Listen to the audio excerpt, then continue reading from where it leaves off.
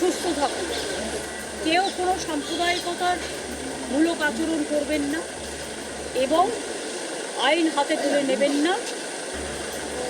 যারা বিপদে পড়বে আমাদের ভাই বোনেরা, কারণ এখনও অনেকে আছে, আমরা সেটা গভর্নমেন্ট অফ ইন্ডিয়া এবং গভর্নমেন্ট অফ বাংলাদেশ সেটা দেখে রাখবো।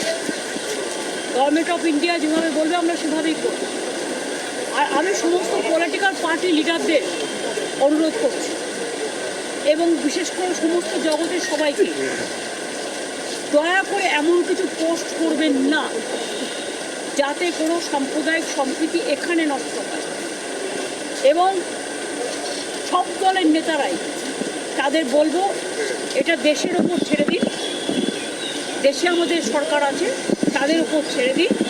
আপনারা নিজেরা এমন কোনো কমেন্ট করবেন না যাতে কোনো হিংসা বা প্ররোচনার সৃষ্টি হতে পারে। সকলেই আমাদের ভাই বোন এটা মনে রাখবেন, বাংলাদেশের যে ঘটনা, সেই ঘটনাতে আমরা সবাই উদ্বিগ্ন,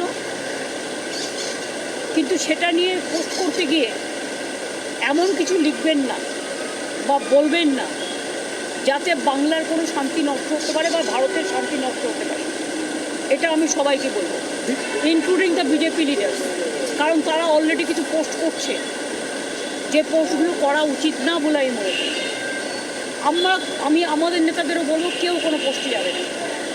সুতরাং আমি আপনাদেরও বলবো এবং সমাজ জগৎকেও বলবো, শান্তি রক্ষার স্বার্থে আসুন।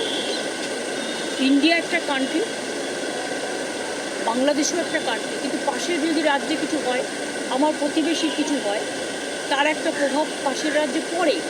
সেক্ষেত্রে শান্ত থেকে আমাদের পরিস্থিতিটা দেখে রাখতে হবে। সব সন্তানরা যেন ভালো থাকে।